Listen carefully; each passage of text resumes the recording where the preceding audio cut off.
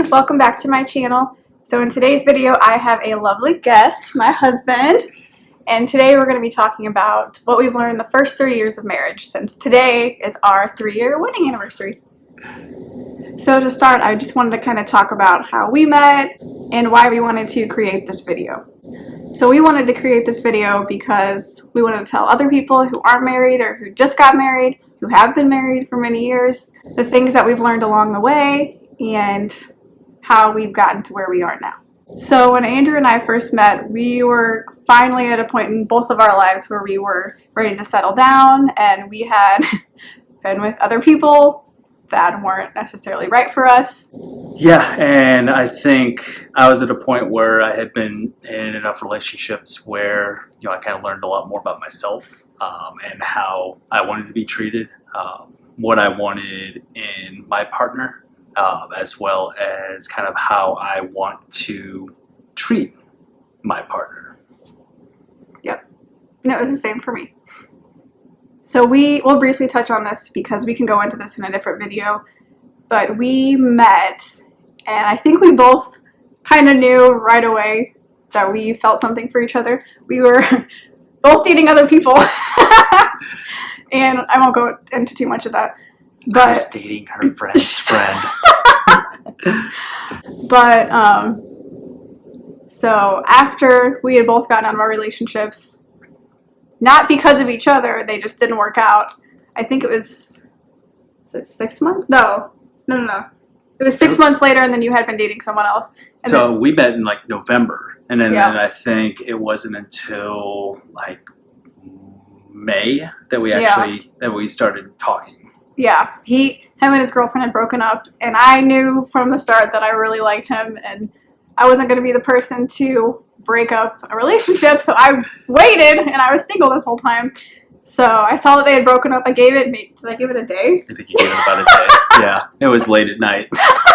Oh. And I messaged him, and I said, "Keep your head up, dear." I still remember that. Yeah, because he had posted a sad status, and I was like, oh, I got to be encouraging, and let him know I'm here for him, even if it's just a friendship in the beginning. So that happened, and then we started talking, and then I actually got that message, and I remember I saw who it was from. I was like, oh my God, it's her. Can't mess this up. Okay, got a reply, but then I fell asleep. But you didn't message me the next day. Yeah, I think it was like it was late. Like it was 11? late. Yeah, it was like at 11 o'clock or something at night, and I was just done. Yeah. But I remember being super excited that you messaged me, and I was like, there she is, because I mean, this is going to sound bad, but even when I was in this other relationship, it was bad to the point that, I was telling myself I needed an out. And, I had already met her, and I might have stalked your page a little bit. We'll have to find that picture that you commented on. Yes, with your Gryffindor scarf. Which we are huge Harry Potter fans, and we didn't know this before we met, so that was just icing on the cake. But yeah, he commented on a picture when I was actually with my boyfriend that my boyfriend at the time had taken. And I was like, oh man, he likes Harry Potter. So we'll have to take a screenshot of that comment. We'll put it up here. So the first topic we're going to actually go into is the 5 love languages. I am blanking on the author, but I know it's a book. So it's actually something that's really important in a relationship. You need to know not only your own love languages, what you are looking for from other people, but also you need to know your partner's love languages, because love languages work together really well. They make your relationship really grow and flourish, but if the love languages can also counteract each other. So I'm going to read off a notebook because I have a terrible memory. So the 5 love languages are words of affirmation, acts of service, receiving gifts, quality time, and physical touch. So pretty simple. So Julia, what are your 5 love languages? So mine are all but one. So mine are words of affirmation, acts of service, quality time, and physical touch. I don't have receiving gifts on there because that doesn't really mean much to me. He knows this. Anytime it's an anniversary, a birthday, a Christmas, he always struggles because he's like, what do you want for Christmas? I don't need anything. Like, I'm just not really a big gift person. I like to give gifts, but gifts aren't important to me. Yeah, and you guys will kind of catch on this as we go through the videos and future videos, but we kind of have a lot in common. Like, we think a lot alike. We have the same, what's it? We're both Pisces. Both Pisces, so if you guys are into that. But mine are the exact same: words of affirmation, acts of service, quality time, physical touch. I'm the exact same way. Like, I extremely appreciate any gift she gives me, but it's like I get a little weird with gifts, if that makes sense. Yeah, like I kind of feel like, oh, don't waste your money on me, like spend it on yourself, things like that. But I would say if you're a guy, don't be afraid of the physical touch, love language, or words of affirmation. I know guys are, big, strong, manly. We don't need to be told that we look good, or we don't need a hug or anything like that. But honestly, guys, if you're watching this, it's okay to feel that way. Ladies, look for a guy who respects those type of love languages, because when it comes down to it, someone who looks for words of affirmation and physical touch also is one that's more likely to reciprocate those words of affirmation and physical touch. Yeah, and if you don't understand your partner's love language, like for instance, if your partner does not like to be touched and you like to be touched and you're always cuddling on them and they get irritated by it, that's going to cause problems down the road. Yeah. I mean, it's just important to know right off the bat. And so once you're married, you understand these things. And if acts of service is important, if your spouse cleans the kitchen for you, which means a lot to me, that'll just make your marriage stronger. Yeah. So always look for the love languages that work together, but also be aware of the love languages that don't work together. So like Julia just said, if you are all about the physical touch and your partner is not the one to be physical, again, that's not a deal breaker, but it's something that you want to talk about. Have that conversation. Receiving gifts, I feel like that's more and more nowadays. People like our age, or people just getting in relationships, they look for that, oh, I love him or her because they buy me stuff. Mm-hmm. But always, this can go on to a completely different topic, but money's a thing. So don't expect to have to give gifts. Gifts can be homemade. Gifts can be small things. You don't have to go and drop hundreds of dollars on your gifts. But if you're the type of person who needs to receive gifts, maybe look internally on what type of gifts you actually want. So the first topic in kind of what we've learned in our marriage is patience and understanding and difficult times. Those, I think, go hand in hand pretty well. So patience for me is when I don't get in my head when my partner's not doing something that I normally do, or reacts to something in a way that I wouldn't react to. I know that something that Julia struggles with is anxiety. It's something that since we started dating, since we started being together, I don't struggle with anxiety. I've had to be patient, especially when learning exactly what the different signs of anxiety are, because there's so many different signs. It's not just crying or being nervous. It could be shutting down. It could be not talking. It could just be shaking a leg or fiddling with nails, or really just kind of just blocking people out. So I think patience for me is knowing that when she is going through anxiety, that I'm there for her in the way that she needs to, not in the way that I would tackle kind of the feelings during that time. Yeah, that kind of goes back to love languages too. You have to understand your partner and their needs before you marry them. And some of that you don't find out till you're married, because you spend way more time, especially now, being quarantined together. But yeah, it's certainly important to know all those things, and I have to understand to be patient with him when I'm not vocalizing what's going on, because I do internalize a lot and don't always talk about what's going on. I don't like to burden other people, and so he knows that he knows that now, so he can kind of pick me apart and ask me questions and get it out of me. But he shouldn't have to do that, and I have to be patient with him and knowing that he just wants to help and he's just there for me.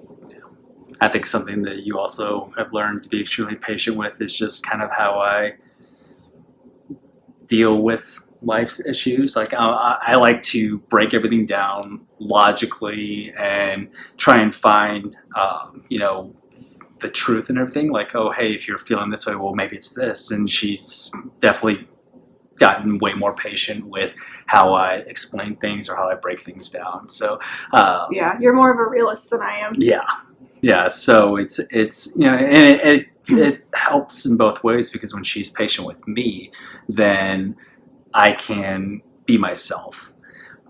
Me being patient with her, she can be herself, in the good and the bad times. So like difficult times, that's extremely important. I think in the past 3 years, we've been through some pretty difficult times, like just with our families and our relationships with friends, even just work. So yeah, I mean, everyone, you guys watching this know that life is difficult. Like there's really no easy life, no matter what.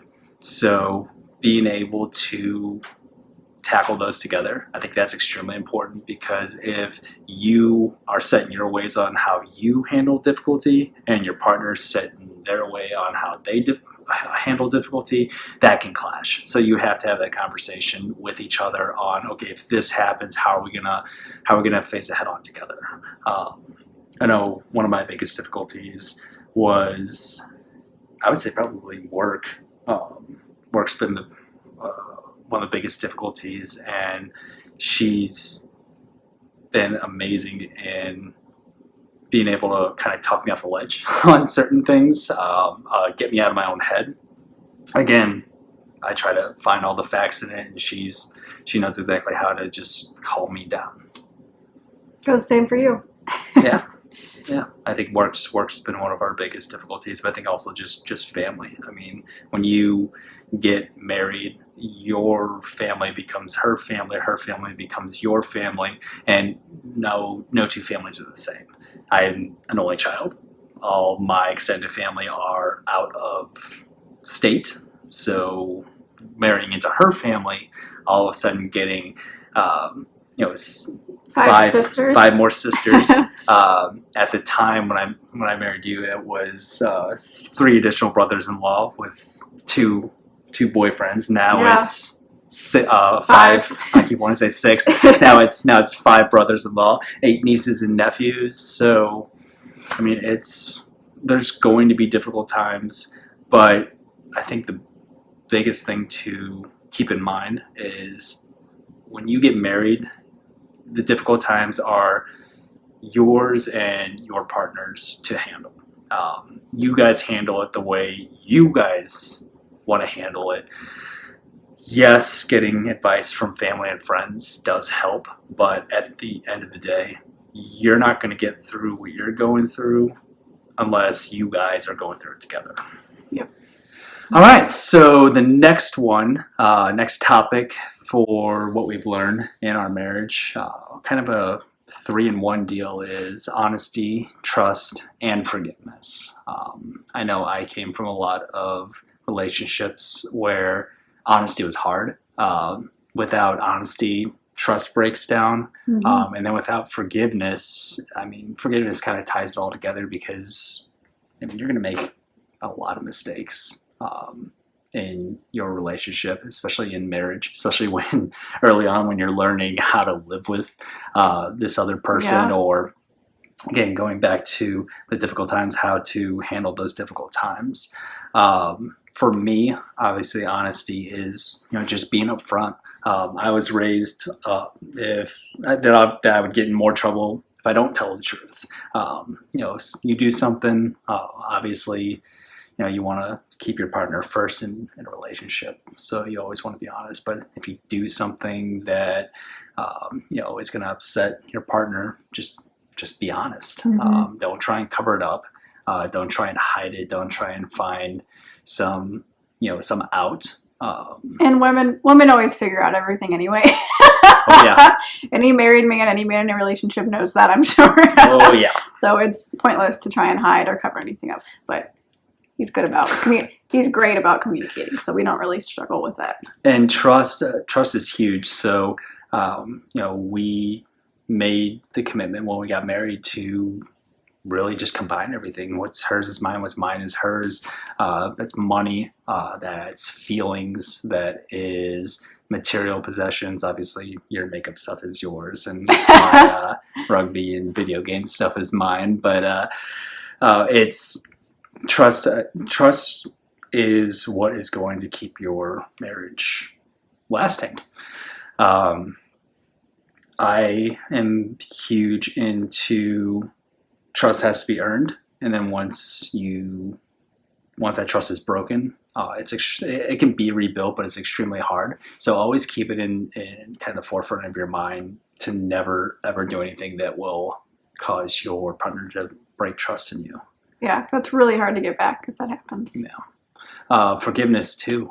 Forgiveness is major, because forgiveness not only allows you to kind of move on with your life, but it's freeing as well.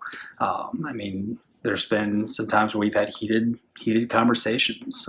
Things were said, and you have to be able to forgive that person, but I think also you have to be able to forgive yourself. Mm-hmm. So things that you did in past relationships, or mistakes that you've made, you forgive yourself first, because then you'll learn how to forgive your partner if anything were to happen. What's our saying?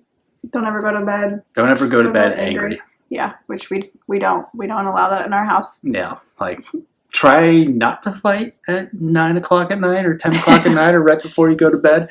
But if there's something that is on your mind, if your partner said something, did something that hurt you, have that conversation and work on the forgiveness before you go to bed.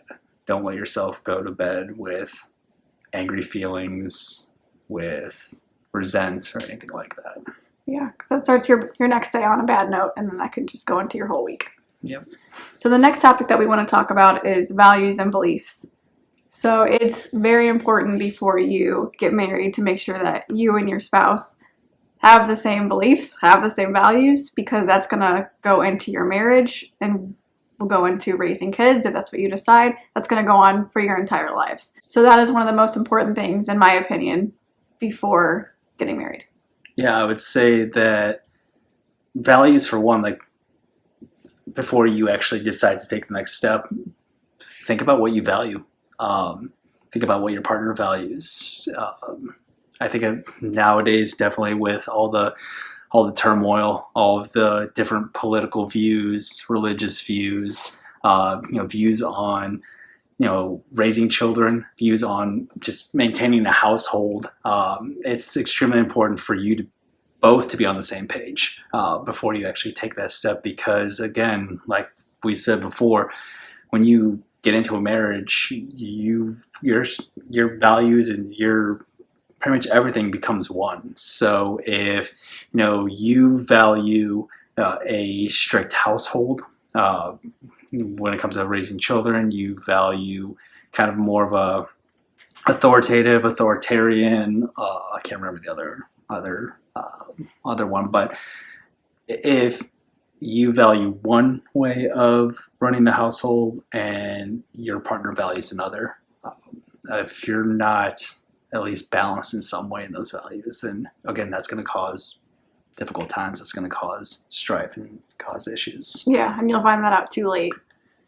Yeah, and your beliefs kind of are the same thing. So I know, again, a lot of the times beliefs are kind of on the back end of what's more important when you're trying to get married. But I know I've learned since we've been together that it's a little bit of a struggle when I believe something and then you kind of believe something different, but we talked it through. We had those long night conversations, those conversations that would bleed into the next day, and it really just kind of landed on we now have the same beliefs, and I would say that it definitely makes the day-to-day and tackling difficult times and decision making. deciding what to do next makes it so much easier, because we could say, well, I value this and I believe this, and when I say that, I know that she does too. And again, that goes back into the trust and the honesty and all that, because if I trust her to tell me exactly how she feels about her beliefs and values, she trusts me the same way, and that molded into us valuing and believing the same things. Yeah, and that can go into finances too. If you value different things and one person likes to spend a lot of money, the other person chooses not to, that's also a problem. Yeah, definitely have the same values and beliefs when it comes to your finances, because again, money's everywhere. It takes money to have a house, takes money to buy food, takes money to buy things that you both like to do or do things that you both like to do. All right, so I think the last one for at least this video, and again, let us know topics or questions that you have for future videos. I think yeah, we kind of want to make this a series. Yeah, definitely want to make it a series. Again, we don't know anything. No, we don't know anything at all. We're 3 years in. People will still say, you're still in the honeymoon phase because you don't have kids. But we kind of are. I think my theory is that your honeymoon phase can be your whole marriage. Again, it's how you approach it. But that ties in perfectly to commitment.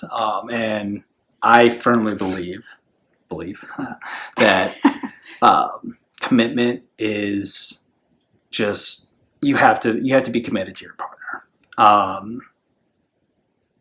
The movies, TV shows about married couples, it doesn't paint a true picture. No matter what comes into your life, you have to be committed to your spouse. Whether that is a change in your finances.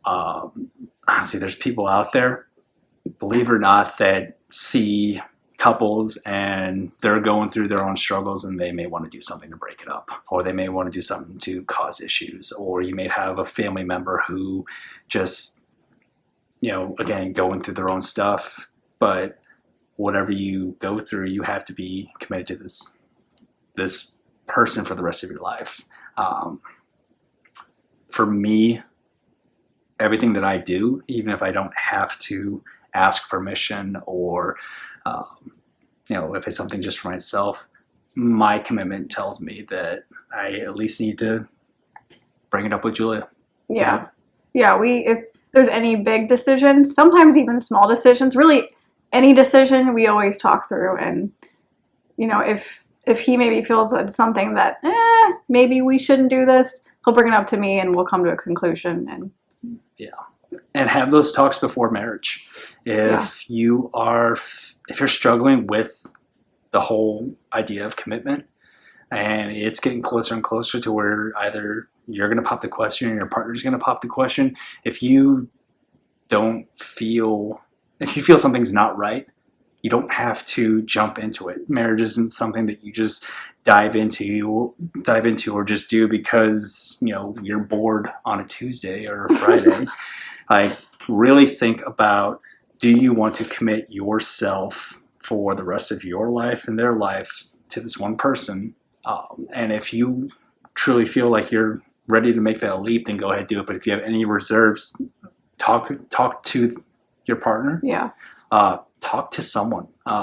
There's a lot of people out there that do pre-marriage counseling, and there's nothing against counseling or just going just to talk to someone about your feelings, because again, what you start the marriage with will either grow into something amazing and beautiful, or it's going to grow into difficulties and strife and resentment, and you need to be confident in your ability to commit. You also need to be confident in your partner's ability to commit. I know that I remember when I decided, well, I always make the joke, but it's actually kind of real, like a couple of days into meeting you, I was like, oh, I'm going to marry this girl. This is going to happen. But when it actually came down to it, I remember I went to my parents and I was like, Mom, Dad, I'm going to ask Julia to marry me.